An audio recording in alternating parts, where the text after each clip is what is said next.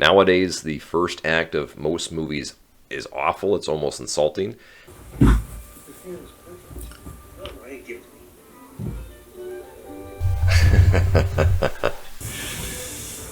do you hate me? We're rolling. And Hey, it was me. for 3 decades, the Kowalski Family Bakery has been a mainstay in downtown Buffalo, known for their sinfully sweet cream-filled Polski pierogies and the occasional sugar-induced coma that follows. But today, in honor of their 30th anniversary, they've invited us to ride along as they This is perfect. Goes right along with Jim Carrey. biggest cookie. Oh. Need a tissue or something? Can we get a bowl of tissue? Or a spoon? It's a good deal of grandies today. Oh, into the booger. Whenever I see his face like that, I always think of Ace Ventura. It's funny. So tell me, Mama, why make... And The Mask. He was good in The Mask, too. Well, man from health department say he find rat pellet in our pastry, but I say no. It's big chocolate sprinkle. Definitely. Not stored down. Ah. So we clean up, Ah. make big cookie Yeah. to bring customers. There you go. It's called marketing, right? Well, I admire your candor. Well, let's try that again, shall we? Tell me, Mama, why make buffalo... All right, so we're 2 minutes into this, and we have a good idea of who the main character is. And there's a great contrast or dynamic between the main character, Bruce, and then the people that he's interviewing, where he's trying to be a reporter, someone professional, and he's talking to somebody who's about to go out of business. So the dynamic is fun so far. And then this big cookie will be pretty exciting, too. The record was 8 feet 7 inches, baked by Gladys Pelsnick. Also, the coloring here seems a little off. Like it's got a filter on it, you know? Like there's not as much color. Can't put a word to it right now. But curious if it changes after he meets God in the movie. That's a good scene. That's a thick cookie, too. And then he signs off and he's like, I can't wait to leave. It might just be like how old the movie is, but the colors just seem very not 2024, you know.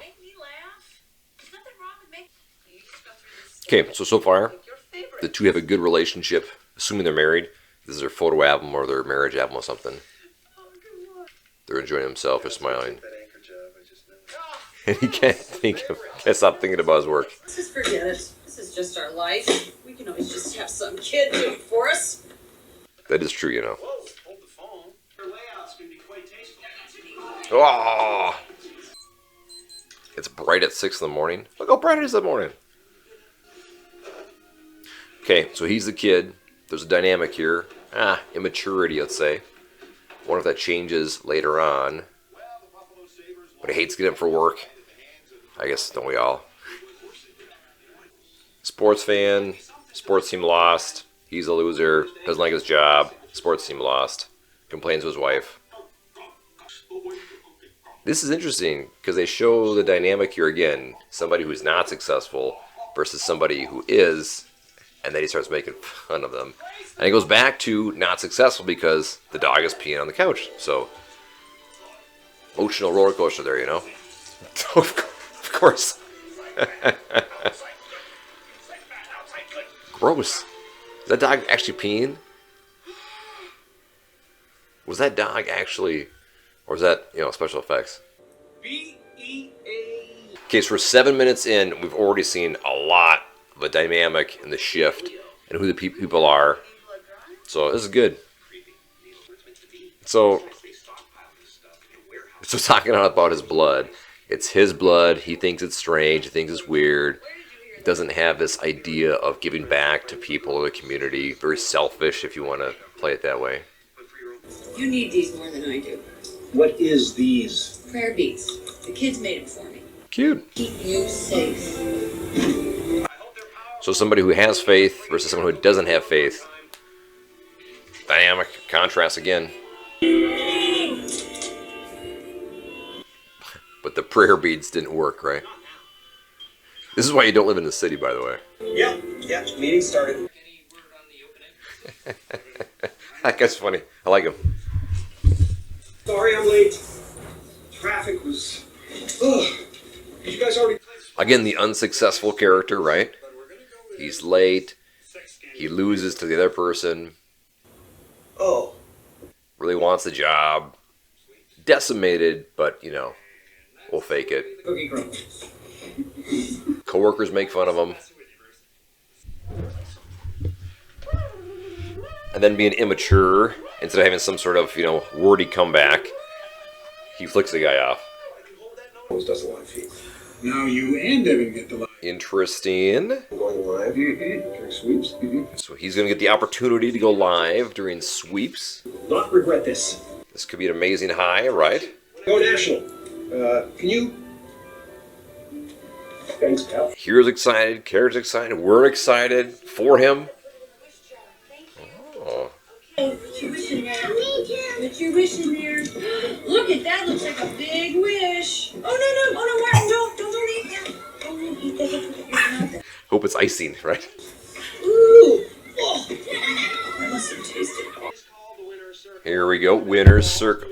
Winner's circle. Live report. Excited, right? And we are 12 minutes in. This could be the big event, you know, that brings us to Act 2. So we'll cut it off in just a second. But this is exactly what happened to Susan Ortega just before they bumped her up to the desk. It's important. Good. Okay, well, honey, you know, I don't want you to get too ahead of yourself, you know. Bruce. Contrast again. Oh, okay, honey. Oh, man. You know what? Nothing can bother me today. Nothing. Nothing. He's riding high. Nothing. He's up here. 6-year anniversary, 149 capacity. Right. They cater to Good green screen. And people who are insanely 30 seconds. Holy hell. Yeah. 90 seconds. Not ready. Holy cow. Absolutely fast response. So up here and down here. Now up here again. Susan? Bruce Nolan is standing by at Niagara Falls, but before we go live to Bruce, we have an announcement. But before we go live, there's an announcement. Our beloved Pete Feynman is retiring. Pete's shoes are virtually impossible. What's going on? But It's not working. go on. Am I live? Think of no one better than our very own Evan Baxter. Uh-oh. Congratulations, Evan. Thanks, Susan. I'm thrilled and honored. And as you said, no one can replace the great Pete Feynman. I think in a lot of ways, His suit's unbuttoned. I don't like it. great recipe, really. You take hardworking citizens, And now he's using that guy's line. maybe a few nuts. Also, hey, Wacky Bruce! Wacky Bruce. Oh, man. High, low, right? Talk, honey. Live TV. We got a Walt Disney. Tensions building. Not have audio. Check the feed. We may be having a bit of technical difficulty. Uh-oh. What's going to happen? Come on, talk, Bruce. Damn it. All right, get ready to pull the plug. Oh, come on, baby. Say something. Say something. Tension. Talk.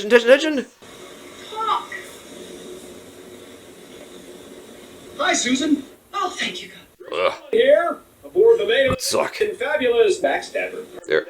Back, Oops. rather. It is good to see what someone with real talent can do, and great opportunities are given to them instead of me. Uh-oh. Not professional. Anyway, I'm here with Katharine Hepburn's mom. Tell me, why did you throw the blue heart of the ocean jewel over the railing of the Titanic? Did you feel bad at all letting Leo DiCaprio drown while you were safe floating on the big door? Would you have taken turns? Or were you just too afraid to freeze your big fat ass off? I guess that's how life is, isn't it? Freezing to death on a stupid...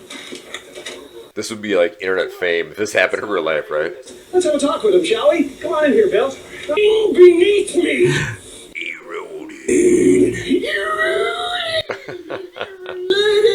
Jim Carrey. Got the feed. Put it play. And that guy's fired for life. So that's the end of the first act. I'm assuming it should be the shortest compared to the second and third, second being the longest. If we're just looking at the first act and how to set up the rest of the movie, the couple takeaways I'd have, again, kind of comes back to the contrast of the highs and lows, the highs and lows when it comes to the emotional excitement, as well as the success or failure I like the professionalism and immaturity. Like, they have so much contrast here to set the character up in such a way that he's at his low point, and then being kicked out shows that. But in every small way along the way, it shows that he is immature, not a professional, not ready for the real world, wants success, wants a good career, but just isn't quite there yet. So there's this dynamic. It's already setting up the first act where the character's slowly kind of going through a downfall, and it should set up the second act for this mighty rise or the arc, and then we'll kind of see what happens in the third act. But I love the first one, and hope you enjoyed this review. Looking forward to talking about more first acts in the future. I feel like nowadays the first act of most movies is awful. It's almost insulting, and I'm curious to how other good movies set up the first act. My dream has become my dream is to make full-time faith-based films. So I'm going back to some quality movies that I thought, and trying to get a little bit of nuggets, kind of understand what makes a good movie versus a bad movie. So drop comments in the comment section below. I would love to know what you think about just the first act. What did you see? What did you like? What notes did you take away? And we'll compare and contrast. And looking forward to next time. Thank you so much, always. See ya.